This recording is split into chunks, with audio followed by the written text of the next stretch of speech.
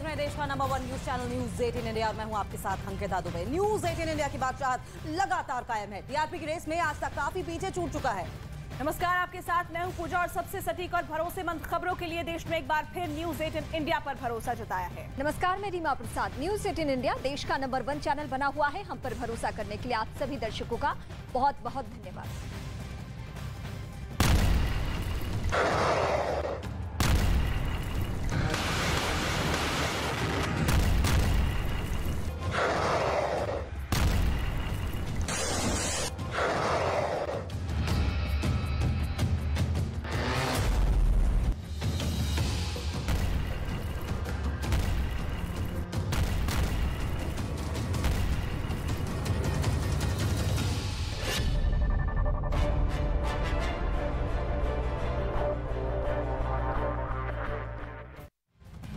रूस यूक्रेन युद्ध से दुनिया को भारी नुकसान का दावा सामने आ चुका है। बताया गया है कि युद्ध की वजह से पूरी दुनिया में 30 लाख करोड़ का नुकसान हुआ। और आपको बता दें कि इस युद्ध में यूक्रेन को अब तक 8 लाख करोड़ के नुकसान की भी बात सामने आई है, जबकि यूक्रेन को 13 लाख करोड़ की मदद मिल चुकी है।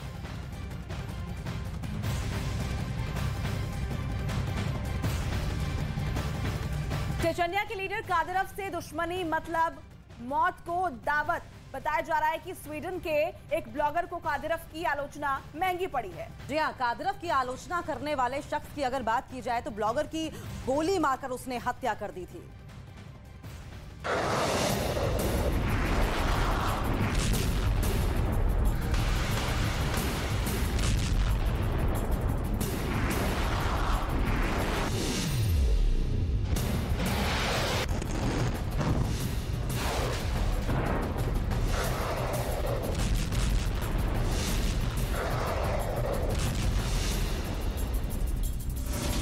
अंतरिक्ष से देखा पुतिन की शक्ति का निशान।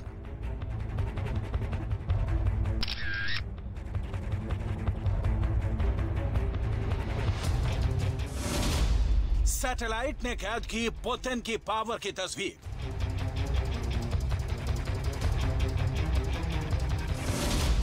दुनिया देखकर हैरान है। जंग के 8 महीने बाद मारियोपोल का नया चेहरा सामने आया।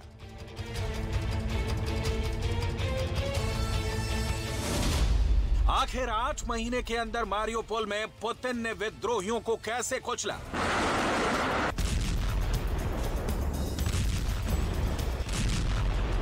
रूस की आर्मी ने ऐसा क्या किया है जिसका अंदाजा ज़ेलेंस्की और उनकी कोर टीम को भी नहीं लगा। मारियोपोल की पूरी कहानी आपको सुनाएंगे, जहां मौजूद हैं कादिरोव के बेटे और जहां से आई तस्वीरें ये बता रही हैं कि मारियोपोल के अंदर कब्रिस्तान का साइज और बड़ा हो गया है।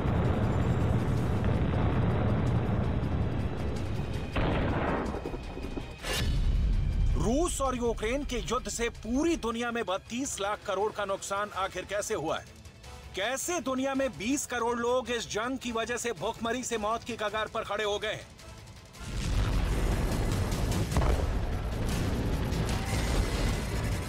ये भी आपको समझाएंगे, लेकिन सबसे पहले चलेंगे खेरसॉन, जहां यूक्रेन के कब्जे वाले इलाके में रूस की आर्मी जबरदस्त गोलाबारी कर रही है। इस गोलीबारी के अंदर यूक्रेन के कई लोगों के घर जलकर राख हो गए हैं। खेरसॉन के लोगों के सिर पर मौत मंडरा रही है। पुतिन की फौजों ने दुश्मन की रातों की नींद भी पूरी तरह से छीन ली है।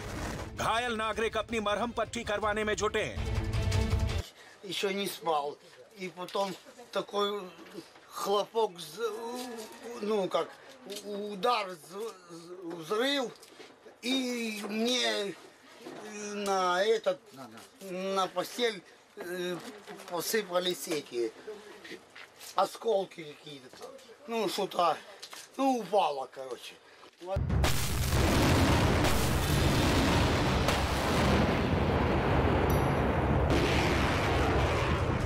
और अब रूस की ये तस्वीर देखिए जो खेरसॉन की है। यहाँ पर भी रूस ने रॉकेट से हमला किया है। बम धमाकों की चोट से पूरा इलाका दहल उठा है। लोग खेरसॉन में अपने घरों को छोड़कर जाने पर मजबूर हो रहे हैं।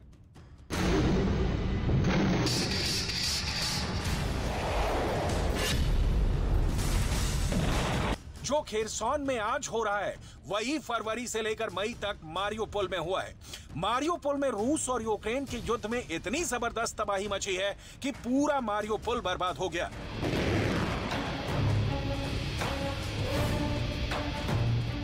जो कि यूक्रेन का एक बेहद अहम बंदरगाह भी माना जाता है। इस पोर्ट सिटी पर कब्जे की लड़ाई में यूक्रेन और रूस दोनों का ही बहुत जबरदस्त नुकसान हुआ है। खेरसॉन के एक इलाके में सरेंडर करने के बाद भी पुतिन की आर्मी खेरसॉन पर हमले कर रही है, जिससे ज़ेलेंस्की भी परेशान है। І доби, як і кожного божого дня, окупанти знову обстрілювали Херсон і громади області. Лише за один тиждень ворог 258 разів обстріляв 30 населених пунктів нашої Херсонщини. Російська армія пошкодила і насосну станцію, яка забезпечувала подачу води в Миколаїв.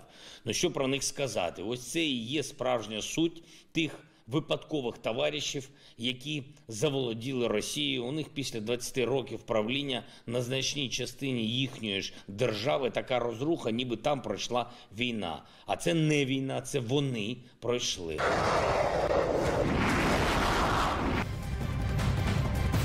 और बैटलग्राउंड से इस वक्त की एक और बड़ी अपडेट आपको बता दें, मारियोपोल पर कादिरव का कंट्रोल है, लेकिन बताया यह जा रहा है कि मारियोपोल में दोबारा जंग शुरू हो सकती है। और ये जंग की शुरुआत क्यों होने जा रही है, इसके पीछे की वजह क्या है, वो इस वक्त हम आपको बता रहे हैं। मारियोपोल की जंग में 14,000 सैनिक रूस की तरफ से लड़े और करीब 8,000 सैनिक यूक्रेन की तरफ से जंग में शामिल हुए। इस जंग में आपको बता दें कि रूस के 6,000 सैनिक मारियोपोल में मारे जाने का दावा सामने आया है, जबकि 4,000 से ज्यादा सैनिक यूक्रेन में मारे जाने का दावा किया गया। सिर्फ रूस और यूक्रेन ही नहीं, पूरी दुनिया को इस युद्ध का नुकसान उठाना पड़ रहा है।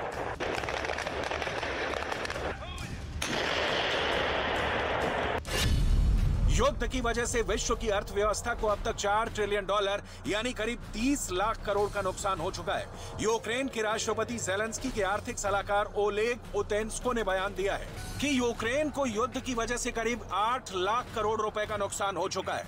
रूस अब तक यूक्रेन पर युद्ध करने में कम से कम 8 लाख करोड़ रुपए फूंक चुका है। दूसरी तरफ अमेरिका और यूरोप इस युद्ध में करीब 13 लाख करोड़ रुपए की मदद यूक्रेन को दे चुके हैं। लेकिन यह नुकसान फिर भी ईंट पत्थरों का नुकसान है। इंसानी जानों का जो नुकसान मारियोपोल में हुआ है, उसका भी पूरा आंकड़ा आपको बताएंगे। 4 महीने की घेराबंदी और जद्दोजहद के बाद आखिरकार रूस ने अपने पांव यूक्रेन के मारियोपोल के अंदर बड़ी ही बेरहमी से जमा लिए हैं। ये एक सैटेलाइट तस्वीर मारियोपोल के रूस के आर्मी बेस की है। ये यू आकार का है, जो शहर के सेंटर के बीचों बीच में रणनीतिक रूप से बसाया गया है। इसकी छत पर रूसी सेना के लाल, सफेद और नीले रंग के झंडे साफ देखे जा सकते हैं, जिसमें यह भी लिखा हुआ है मारियोपोल के लोगों के लिए।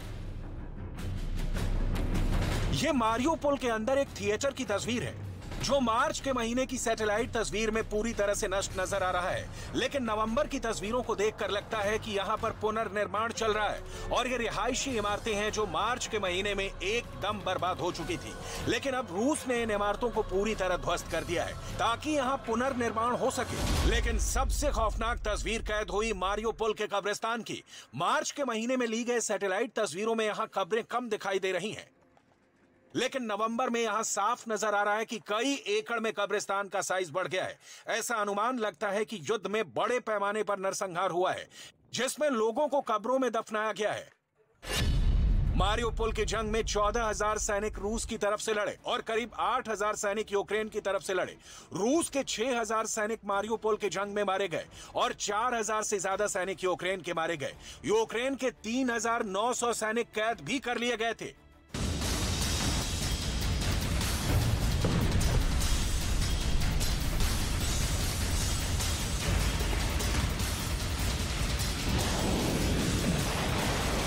इसके अलावा यूक्रेन का दावा तो यह भी है कि मारियोपोल के अंदर में यूक्रेन के 25,000 लोग भी मारे गए। अब सवाल ये उठता है कि अगर यूक्रेन का आरोप सही है तो फिर आम लोगों का नरसंहार किसने किया है? यहाँ पर कादिरव की आर्मी ने भी पूरा कंट्रोल किया हुआ है। कादिरव को यह जगह इतनी सेफ लग रही है और यहाँ पर रूस के पांव इतने मजबूत लग रहे हैं कि उसने अपने तीनों बेटों को भी तैनात कर दिया है। मारियोपोल से ही पकड़कर कादिरव के बेटों ने कुछ यूक्रेनी आर्मी के कैदियों को चेचन्या लाकर गुलाम के रूप में कादिरोव को भी गिफ्ट कर दिया था, जिस पर कादिरोव अपने बेटों की बहादुरी देखकर काफी खुश था। तो सवाल यह है कि जब पूरा मारियोपोल कादिरोव के कंट्रोल में है तो तबाही, नरसंहार के आरोप और कब्रिस्तान का साइज बढ़ने का जिम्मेदार आखिर किसको माना जाएगा? और इस वक्त की सबसे बड़ी खबर में आपको सिलसिलेवार तरीके से युद्ध के हालात के बारे में बताएंगे। यूरोपियन यूनियन इस युद्ध के लिए रूस को जिम्मेदार ठहराता है। जी हाँ, लेकिन अब ये दावा किया जा रहा है इस बीच की युद्ध की रफ्तार जो है वो धीमी पड़ गई है और उसके पीछे कई वजह भी बताई जा रही है। और इसके पीछे एक बड़ी वजह यह है कि ठंड, जैसे जैसे ठंड बढ़ रही है, अब दोनों देश का सैन्य जो संचालन है वो अब मुश्किल होता चला जा रहा है।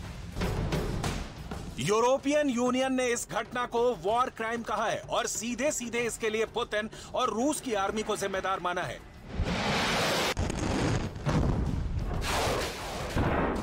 Russia must pay for its horrific crimes, including for its crime of aggression against a sovereign state. And this is why, while continuing to support the International Criminal Court, we are proposing to set up a specialized court backed by the United Nations to investigate and prosecute Russia's crime of aggression. We are ready to start working with the international community to get the broadest international support possible for this specialized court.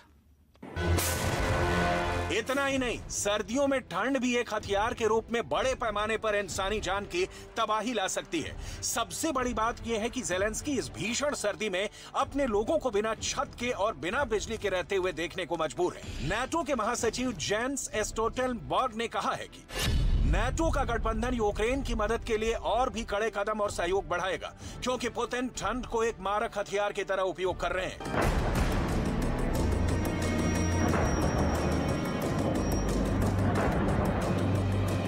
Ukraine को इस युद्ध में जितना बड़ा नुकसान हुआ है, दावा ये किया जा रहा है कि यूक्रेन को इस युद्ध से उबरने में करीब 20 साल का समय लग जाएगा। लेकिन कई मीडिया रिपोर्ट्स में ये कहा गया है कि युद्ध की रफ्तार अब धीमी पड़ने लगी है। अमेरिका के खुफिया विभाग के प्रमुख ने यह दावा किया है कि जैसे जैसे ठंड बढ़ रही है, दोनों तरफ से सैन्य संचालन मुश्किल हो रहा है, जिसकी वजह से युद्ध धीमा पड़ गया है। इसे अच्छा संकेत बताते हुए यूएस के इंटेलिजेंस चीफ एवरल हैंस ने कहा है कि मौसम की मुश्किलों से जूझने की वजह से रूस बातचीत के रास्ते पर लौट सकता है। अमेरिका के कूटनीतिज्ञ विक्टोरिया नुलैंड ने भी बयान दिया है कि अगर पुतिन चाह लें तो आज भी युद्ध खत्म हो सकता है। Kids there from Kherson, there are kids there from Kharkiv, kids there from Donetsk, and they all know exactly where they're from and they know why they're here.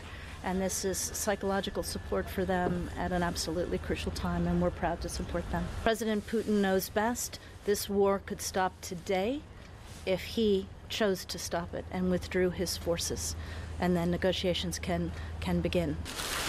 France के राष्ट्रपति इमैनुअल मैक्रो भी युद्ध बंद कर शांति की पैरोकारी कर रहे हैं। उन्होंने कहा है कि अगर पुतिन युद्ध को रोकने की पहल करते हैं तो उनका समर्थन अमेरिका और नाटो को करना चाहिए। मैक्रो ने कहा कि नाटो को 1997 में तय की गई सीमाओं पर लौटने की शर्तों पर युद्ध को बंद किया जा सकता है, जिससे रूस की सिक्योरिटी प्रॉब्लम को भी देखा जा सके। अगर ये युद्ध ऐसे ही चलता रहा तो दुनिया और बर्बादी की तरफ जा सकती है। पहले ही कोरोना के बाद अर्थव्यवस्था को धक्का लगा है और इसके बाद शुरू हुए यूक्रेन और रूस के युद्ध से भी काफी नुकसान हुआ है। कई मीडिया रिपोर्ट्स का दावा है कि पूरी दुनिया के अंदर 20 करोड़ लोग इस युद्ध के साइड इफेक्ट्स की वजह से भूखमरी के कगार पर खड़े हैं। संयुक्त राष्ट्र को अपनी उपयोगिता सिद्ध करने के लिए फौरन ये युद्ध समाप्त करवाना चाहिए।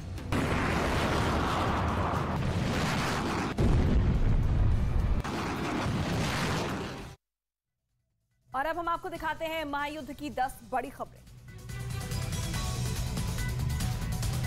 रूस के राष्ट्रपति पुतिन ने क्राइमिया पुल का दौरा किया। अधिकारियों से पुतिन ने की बात। 8 अक्टूबर को क्राइमिया को जोड़ने वाले पुल को हमला कर उड़ा दिया गया था। क्राइमिया पुल पर कार चलाते हुए दिखाई दिए राष्ट्रपति पुतिन। 8 अक्टूबर के हमले में पुल को हुआ था भारी नुकसान।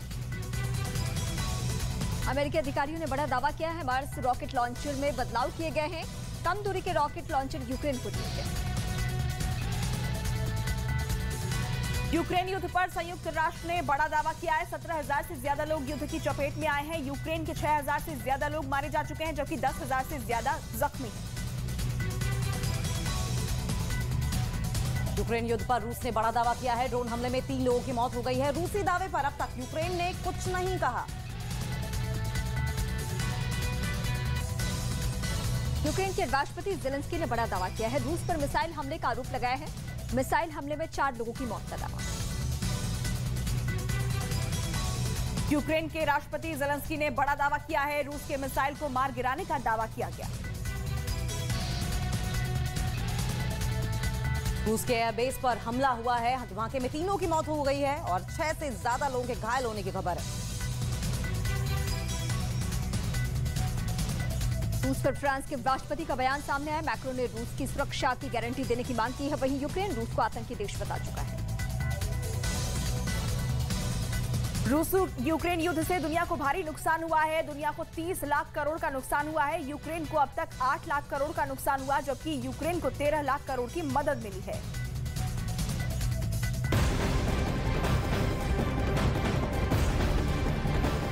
और रूस यूक्रेन मैदान जंग से इस वक्त एक और बड़ी अपडेट सामने आ रही है। महायुद्ध के बीच यूक्रेन अब रूस के न्यूक्लियर बॉम्बर को निशाना बना रहा है। पश्चिमी मीडिया में दावा यह किया जा रहा है कि यूक्रेन ने रूस के एयरबेस में तैनात 2 न्यूक्लियर बॉम्बर पर ड्रोन से हमला कर तबाही मचाने की कोशिश की है। और इस हमले में 3 लोगों के मारे जाने की भी खबर सामने आई है।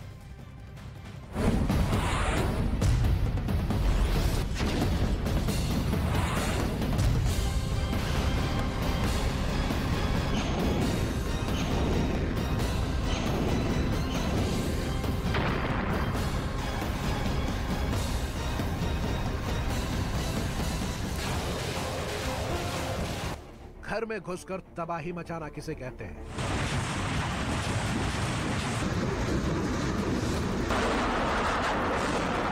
ये यूक्रेन की सेना ने कल रूस की सेना को बताया।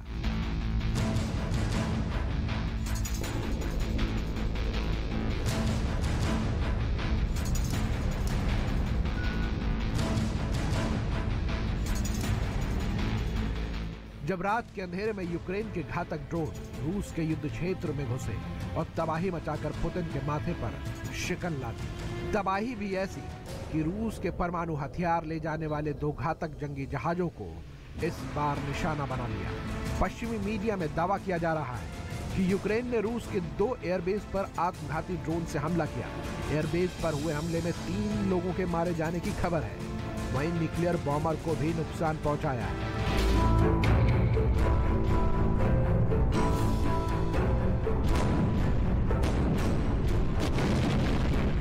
महायुद्ध में ज़ेलेंस्की के हौसले नेटो की मदद से मजबूत होते जा रहे हैं। दावा किया जा रहा है कि जिन एयरबेस पर यूक्रेन ने ड्रोन से अटैक किया, वहां लंबी रेंज के न्यूक्लियर बॉम्बर काफी वक्त से तैनात थे। पश्चिमी मीडिया की रिपोर्ट की माने ड्रोन का पहला अटैक रूस के रिज़न इलाके के एयरबेस पर हुआ, जहां एक फ्यूल टैंक में धमाका हुआ और कुछ पल का सन्नाटा छा गया। तो दूसरा ड्रोन अटैक रूस के सरातोव इलाके में बने एयरबेस पर हुआ, जहां पहले से 2 न्यूक्लियर बॉम्बर Tu-95 और Tu-60 तैनात थे। दावा किया जा रहा है कि सरातोव में एक ड्रोन रनवे पर ही ब्लास्ट हो गया।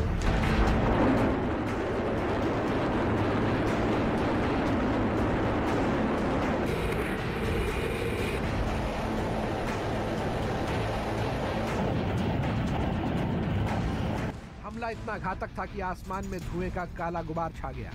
तेज रोशनी से लोगों की आंखें मूंद गई। लेकिन इस अटैक को लेकर फिलहाल रूस की तरफ से जानकारी नहीं मिलने की बात सामने आ रही है। दावा किया जा रहा है कि हमले से ज़ेलेंस्की के जाबाजों का मकसद रूस के न्यूक्लियर शक्ति को नुकसान पहुंचाना था, जिसमें वो काफी हद तक कामयाब भी हुए। रूस के दोनों ही एयरबेस की अगर बात करें, रीजन और सारातोव, दोनों ही एयरबेस की यूक्रेन बॉर्डर से दूरी करीब 700 किलोमीटर है।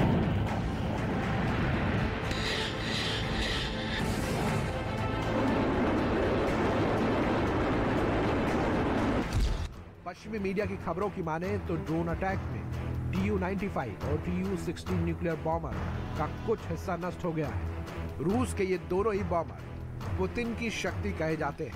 Tu-95 स्ट्रेटेजिक बॉम्बर क्रूज मिसाइलें और परमाणु बमों से हमला कर सकता है। नाटो ने रूसी बॉम्बर को बियर नाम दिया है। बॉम्बर की जोरदार आवाज की वजह से इसका नाम बियर पड़ा है। Tu-95 न्यूक्लियर वेपन से हमला करने में सक्षम है। 12,500 किलोमीटर की रेंज तक परमाणु हमला करने का इसमें दम है। महायुद्ध में रूस के दशकों पुराने बॉम्बर को नई जिम्मेदारी मिली है। इन जहाजों में लगे प्रोपेलर की आवाज गजब की है। ये जितना जमीन पर डराती है उतना ही खौफ इसके उड़ने के बाद दिखता है।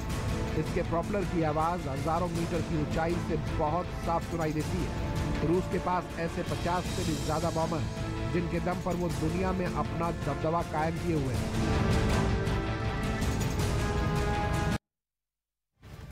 इस वक्त की सबसे बड़ी खबर मिल रही है, रूस में हाई अलर्ट है।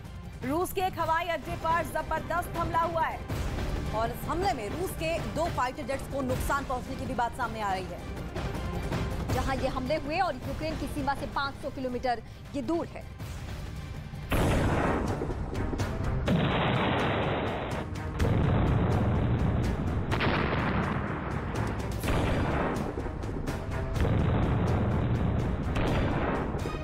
इस वक्त महायुद्ध में तोपों का मुंह यूक्रेन के पूर्वी और दक्षिणी इलाकों में मुड़ा हुआ है। यूक्रेन के प्रेसिडेंट ज़ेलेंस्की इस बात से सशंकित हैं कि रूस के प्रेसिडेंट पुतिन डॉनबास का दौरा करने वाले हैं। क्रेमलिन से यह खबर आग की तरफ फैलती हुई कीव पहुंचते ही प्रेसिडेंट और उनके टॉप के एडवाइजर सुपर एक्टिव मोड में हैं। कीव में हलचल अचानक आसमान पर पहुंच गई है। बारूद से जलते हुए मुल्क में पुतिन के उतरने का मतलब आखिर क्या है, इसकी डिटेल आपको दिखाएंगे। फिलहाल महायुद्ध की सबसे लेटेस्ट रिपोर्ट देख लीजिए। खेरसॉन की हाहाकारी हार के बाद अब पुतिन की सेना बख्मुत के मोर्चे पर भीषण जंग लड़ रही है। वैसे भी रूस के कब्जे से 50% इलाकों को ज़ेलेंस्की छुड़ा लेने का दावा कर रहे हैं। नीपर नदी इस वक्त रूस और यूक्रेन की फौज की गोलाबारी से दहल रही है। ज़पोरिज़िया के गांव में रूस की सेना अटैक कर रही है। नीप्रोपेट्रोवस्क पर भी रूस ने हमले तेज कर दिए हैं। बख्मुत इस वक्त पुतिन का टारगेट नंबर 1 है। रूस की सेना के लिए बख्मुत फ्रंट आसान नहीं है। कुछ दिन पहले बख्मुत के हिस्सों पर रूस की फौज ने कब्जा किया भी, लेकिन इस लड़ाई में रूस के सैनिकों की मौत भी हुई। रूस की आर्मी की यह कोशिश है कि यूक्रेन के लाइन ऑफ डिफेंस को तोड़ना है तो उसे बख्मुत पर कब्जा करना होगा। बख्मुत से होकर ही रास्ता पॉक्रोव्स्क, स्लोवियांस्क, क्रामातोर्स्क तक जाता है। खेरसॉन में मिले हार के घाव पर बख्मुत की जीत वाली मरहम लगाने के लिए रूस की सेना यूक्रेन की सेना से भीषण जंग लड़ रही है। इस बीच यूक्रेन ने पुतिन पर संगीन आरोप लगाए हैं कि रूस की सेना नागरिक इलाकों में मिसाइलों से अटैक कर रही है। युद्ध में सिर्फ आर्मी शेल्टर को ही दुश्मन देश टारगेट करते हैं। अंतर्राष्ट्रीय नियमों के तहत युद्ध में इस संधि पर हस्ताक्षर करने वाले राष्ट्र युद्ध में इसका अनुपालन करने के लिए बाध्य होते हैं। लेकिन युद्ध की शुरुआत से ही पुतिन पर ज़ेलेंस्की ने खुला आरोप लगाना शुरू किया कि रूस की सेना यूक्रेन के नागरिकों के सिर को निशाना बना रही है। कई बार स्कूल, अस्पताल या स्टेशन के विध्वंस की तस्वीरें भी आप तक पहुंची हैं, लेकिन इन सब के बीच खेरसॉन फिर जल रहा है।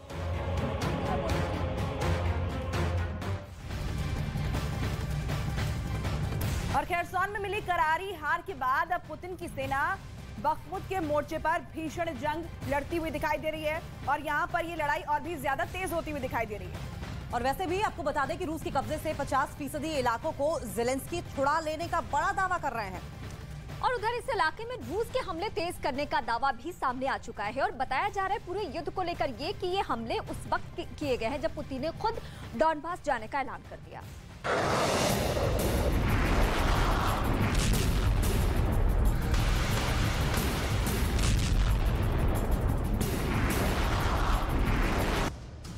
रूस और यूक्रेन ही नहीं, पूरी दुनिया को इस युद्ध का नुकसान उठाना पड़ रहा है।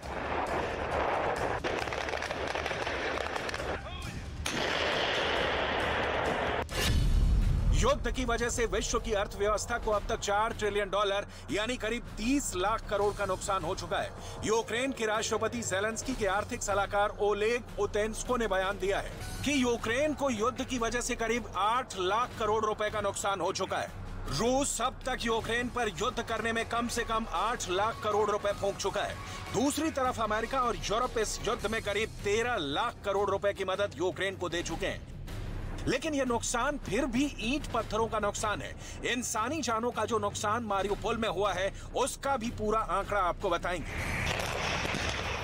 4 महीने की घेराबंदी और जद्दोजहद के बाद आखिरकार रूस ने अपने पांव यूक्रेन के मारियोपोल के अंदर बड़ी ही बेरहमी से जमा लिए हैं। ये एक सैटेलाइट तस्वीर मारियोपोल के रूस की आर्मी बेस की है। ये यू आकार का है, जो शहर के सेंटर के बीचों बीच में रणनीतिक रूप से बसाया गया है। इसकी छत पर रूसी सेना के लाल, सफेद और नीले रंग के झंडे साफ देखे जा सकते हैं, जिसमें यह भी लिखा हुआ है मारियोपोल के लोगों के लिए। ये मारियोपोल के अंदर एक थिएटर की तस्वीर है, जो मार्च के महीने की सैटेलाइट तस्वीर में पूरी तरह से नष्ट नजर आ रहा है। लेकिन नवंबर की तस्वीरों को देखकर लगता है कि यहाँ पर पुनर्निर्माण चल रहा है और ये रिहायशी इमारतें हैं जो मार्च के महीने में एकदम बर्बाद हो चुकी थी। लेकिन अब रूस ने इन इमारतों को पूरी तरह ध्वस्त कर दिया है ताकि यहाँ पुनर्निर्माण हो सके। लेकिन सबसे खौफनाक तस्वीर कैद हुई मारियोपोल के कब्रिस्तान की। मार्च के महीने में ली गई सैटेलाइट तस्वीरों में यहाँ कब्रें कम दिखाई दे रही हैं, लेकिन नवंबर में यहां साफ नजर आ रहा है कि कई एकड़ में कब्रिस्तान का साइज बढ़ गया है। ऐसा अनुमान लगता है कि युद्ध में बड़े पैमाने पर नरसंहार हुआ है, जिसमें लोगों को कब्रों में दफनाया गया है। मारियोपोल की जंग में 14,000 सैनिक रूस की तरफ से लड़े और करीब 8,000 सैनिक यूक्रेन की तरफ से लड़े। रूस के 6,000 सैनिक मारियोपोल की जंग में मारे गए और 4,000 से ज्यादा सैनिक यूक्रेन के मारे गए। यूक्रेन के 3,900 सैनिक कैद भी कर लिए गए थे।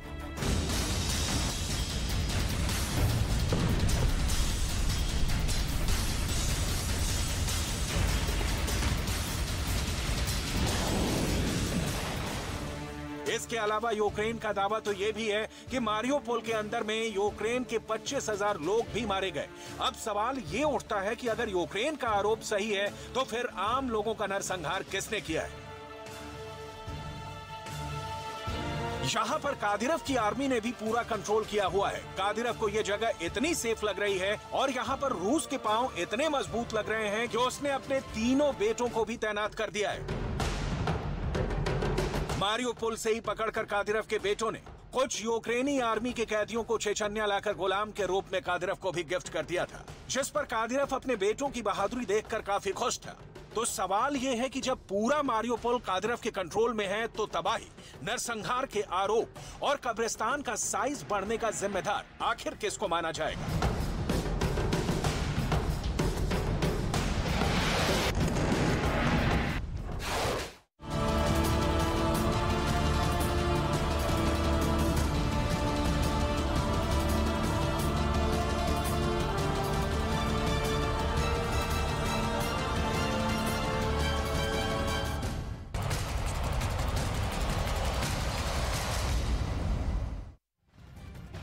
और अब गैंग वॉर से जुड़ी हुई बड़ी खबर की बात करेंगे। राजू ठेहट हत्याकांड से जुड़ी ये बड़ी अपडेट सामने आ रही है। पुलिस सूत्रों के हवाले से बड़ी खबर, लॉरेंस गैंग की गैंगस्टर रोहित गोदारा ने राजू ठेहट की हत्या करवाई।